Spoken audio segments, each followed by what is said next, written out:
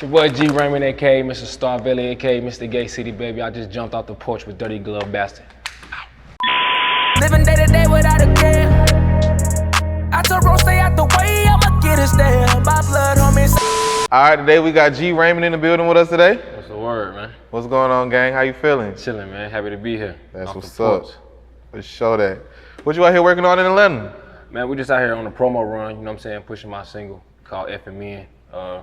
How this shit out right now, man. This shit going crazy back home. I'm trying to hit the market here, you know what I'm saying. We just tapped in with Lyfe Jennings last night, man. Just did a record. We just working, man, trying to build. That's crazy. What was that experience like, dog? Man, that shit was crazy. I ain't trying to fan out or no shit like that. Yeah. I walked in the nigga crib, I'm like, damn, like, we was just talking about the nigga like 2 weeks ago. Then just being there, he was a real humble dude, you know what I'm saying? It was just like, just had to come in there and show him what I'm about, you know what I'm saying? So now he see where I'm coming from. Now it's a mutual respect thing. So That's crazy. That's hard. How does it compare working back home in North Carolina? it was just it was just a different experience, you know what I'm saying? Just being in the studio with like a legend. That was my first time in the studio with like a legend, you feel what I'm saying? So it was just like shit.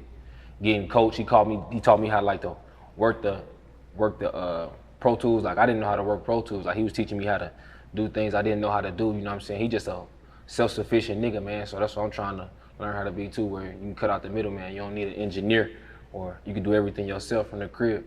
That's hard. That's hard. So what is it like in Greensboro, North Carolina? Shit, it's just a bunch of everything, you know what I'm saying? We got we got hoods like everybody else. We got suburbs like everybody else. It's a homey place. A lot of people come there just to settle down and retire and shit like that. But we got like we got a lot of important people from there, you know what I'm saying? Like shit, DJ Khaled came through North Carolina, used to grow up in North Carolina. Clarence Avant, the Black Godfather. You got Deborah Lee, the owner, she was the owner of BET. Like they went to my high school too. Well, Deborah Lee did, James Vincent Dilley, you know what I'm saying? So Greensboro, a pivotal place, man. I'm gonna say, man, it sounds like a lot of the civil rights movement. Yeah. The sit-in, you know Yeah. what I'm saying? Woolworths. So that's some real shit. That's nothing to play with. Nah, that's some real shit. They got black people out there playing baseball. Nah, come on, man. That's what I do. Your boy told me you swing the bat yourself, man. Oh yeah, man. I make hits all around the board. Word. For sure. How did you get into playing sports, man? Nah, I was playing all my life, you know what I'm saying? My dad, he played, so he had me playing too. So from the time I was 6 years old, I just started playing. I played in school, you know what I'm saying? I almost got a shot at the pros and fucked it up. Yeah. You know what I'm saying? So now It's we all good. picked up on mic, man. We still making hits. That's crazy. Yeah, How did man. you make that transition from It was- sports to music? My grandfather was actually a jazz musician. Like he big back from where I'm from, so he always taught me, like I was playing piano like when I was younger. So it just always had a musical bone in my body, but I just never like picked up a mic. So like 2 years ago, I picked up a mic and just ran with it, then that shit just came out. It was almost like some natural ability type shit. That's crazy. Like a nigga just going there and dunk. Like That's crazy. How would you describe your biggest life lesson you learned growing up? learn from your mistakes.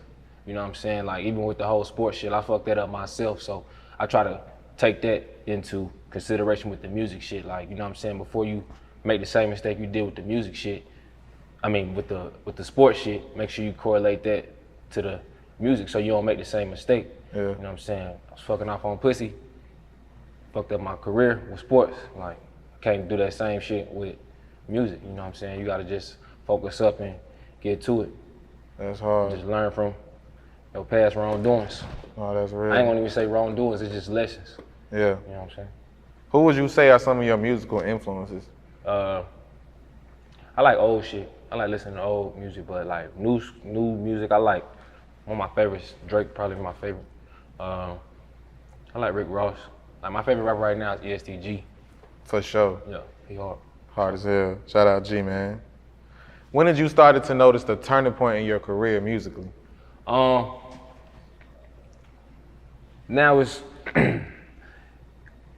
last December was the time like I saw a switch as far as just getting my flowers and people really understanding what the fuck I got going on and really tapping in like to my brand and everything. Like my manager, shout out to Doc.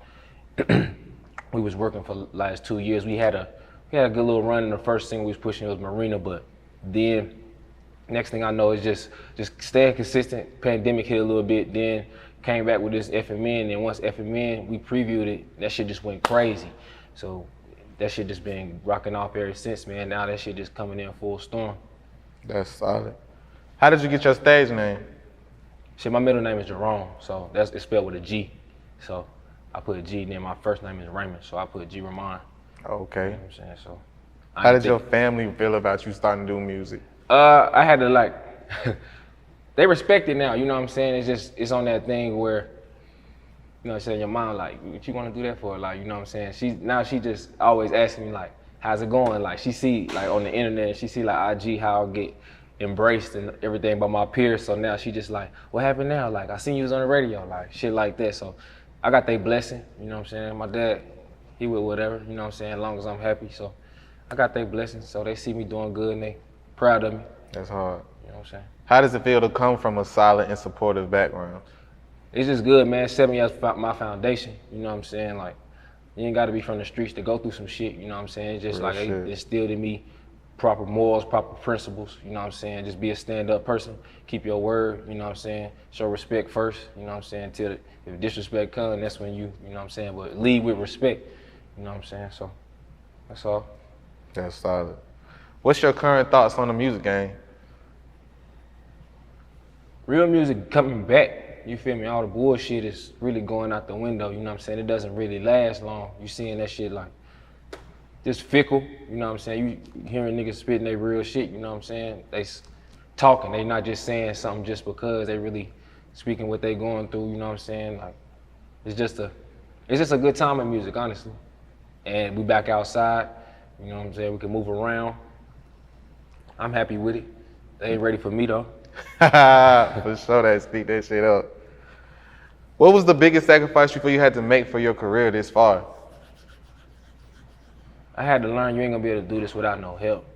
You know what I'm saying? As much pride you wanna take and you wanna have it on your own, you know what I'm saying, you wanna do it, you gotta have resources, man. You gotta have people that's willing to help, you know what I'm saying? Once you hit that limit and hit that wall, there's only so much you can do yourself. So learn teamwork, you know what I'm saying, sacrifice. I lost a lot like of peers in this shit, you feel me? Like, I don't know, you just see who gonna be with you in the long run and who gonna be with you during the long haul. You gonna lose people along the way. And it's gonna be nice, you don't wanna do this shit. It's gonna be days you just wanna say, man, this shit ain't working. You know what I'm saying? Yeah. It's just about grinding it out, sticking to the purpose, seeing your end goal. You know what I'm saying? So just keeping the vision for me, that's the biggest sacrifice. Like, good days and bad days, yeah. Yeah, that's hard. How would you describe the music scene back at home in North Carolina right now? It's coming, you know what I'm saying? It's they got a few people doing their thing out there, you know what I'm saying? Right now we breaking the surface, you know what I'm saying? I'm gonna take the forefront though, you feel me? But there's some niggas back there doing their thing. Shout out to everybody back in the town.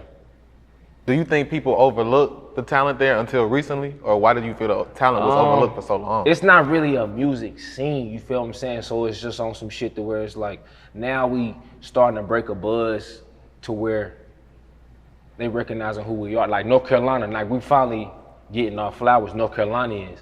So Charlotte got their flowers first with the baby, well, Cole and Fayetteville and everything, but Greensboro, we ain't never really had no pivotal nigga to come through there and break the door open. That's why shit, I'm here, you feel me? So I ain't come to play with niggas.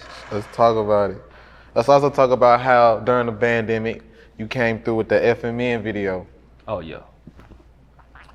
It was just, FMN came out of nowhere, just I was going through some things, you know what I'm saying, with folk, you know what I'm saying, back home, and I was going through everything, man, just wondering like, is this shit what I'm supposed to be doing, you know what I'm saying? My birthday just came up, I just wasn't happy with where everything was, so just went in the studio and just let that shit out, man. It just came out of nowhere, you feel me? So then we made it, I sent it to my manager. He don't like to get hype over shit, like, so when he got hype, I'm like, oh shit, we might got us one. So then we started dropping in the club, man, we on there turning up. That shit went crazy, just kept running. Niggas like, who is this? So then they like, shit, it's that nigga G new shit. Like, so we just did that, ran the video. Video been taking off. This shit just been going crazy, man. I'm just enjoying it as it goes. For sure. You know? So what else project-wise, music-wise, are you working on right now? I mean, last night we made a gym, me and Lyfe, you know what I'm saying? So I don't know if that's next. I can't really tell you what's next, you feel me? We just dropped a single, we working on a project. We got enough songs for 6 projects, keep it real, you know what I'm saying? I believe in just making music, just having music, making music. So that way you don't put yourself under the gun, you know what I'm saying? Just able to relax. If you got hits, you know you got shit, keep making it. If something come up, let it in there. If something we make some crazy shit, something might skip that song, but we got shit for the rest of the year. If we wanted to sit back and chill with our feet up, but we don't do that. What can listeners expect from your next project? You're just gonna be able to expect the vibe, man. It's like you're gonna be able to feel where I'm coming from, me telling my story, you know what I'm saying? Feel the pain, feel the joy, you're gonna cry, you're gonna laugh, you're gonna be like, damn, boy, that nigga, he hard. He got some shit in his hands. Just talk about it. He got some shit on his hands. How is your creative process when you're in the studio? This week was really, that shit crazy. This week is actually the first week I learned how to go in there and not write, like not have predetermined what I'm gonna do. Just on the way to the studio, on the fly, just come up with something, come up with a gym, you know what I'm saying? And just like, I realize now I can do that shit. I usually like to write before I go in there, but now it was coming off, it was just the energy, you know what I'm saying? I was with my partner, you know what I'm saying? We was just in there going crazy, man. We was going back and forth. I was feeding off his energy. He was feeding off mine. We just in there. We came up with some incredible shit in there this week. That's hard. What about production-wise? What do you look for in production before you get on the beat? Man, the beat, man, that shit tell me if I want to get on it within the first 5 seconds. You feel me? Like if it don't give you if the beat don't give me no feeling, I ain't touching it. Like it might be something hard, but if it don't hit me like in the first 5 minutes, first 5 seconds, I ain't fucking with it. Cause usually I come up with a hook in like 10 seconds. Word. Like my nigga tell you like shit, that nigga had the hook ready to go already out the way. That's hard. Shit just come. That's hard. Yeah. Talk to us about your grind as an independent artist. Shit, man, it's just every day, man. You don't get no days off with this shit. You know what I'm saying? It's just you determine your outcome in this shit. Like, even though you could chill, take the slow pace, or you can grind this shit out every day, stay on the internet. The internet, your IG is like a store, man. You gotta open up your storefront every day. You know what I'm saying? If you open up your storefront every day, somebody gonna come in there and buy. And it's just, I say every day I'm gonna make sure I post something, whether it be a snippet of some music or it be an old song, just keep promoting. That's the biggest thing, is promotion in this shit. Would you ever consider signing to a major? If it come, but you know what I'm saying? We working right now on our own pace, you know what I'm saying? We working right now to get the team together and everything. The major gonna come, they're gonna come to us though. We ain't going to them. Yeah. Yeah, they're gonna see. So they what's ain't some gonna have other no choice. Straight up. So what are some of the other things you're working on right now? Whole Neverland brand, you know what I'm saying? That's the name of my whole situation, Neverland Sound. Trying to get that off the ground and everything like that. We're gonna have merch coming soon. I really wanna take pride in the merch because I like clothes, you know what I'm saying? So we're just trying to edge that out, you know what I'm saying? Working on music. We building right now, pushing the single. So just steady building, man. Every day, finding something For sure. to get us to the end goal. For sure. Any last words or shout outs? Man, shout out to the gay city, man. Shout out to my son, I love you. Shout out to my mom, my dad. Shout out to the label, shout out to the mob. Shout out to Neverland Sound. Shout out to the gay city, man. We here. Living day to day without a care. I told Rose stay out the way, I'ma get us there. My blood, homie, say I'm rare.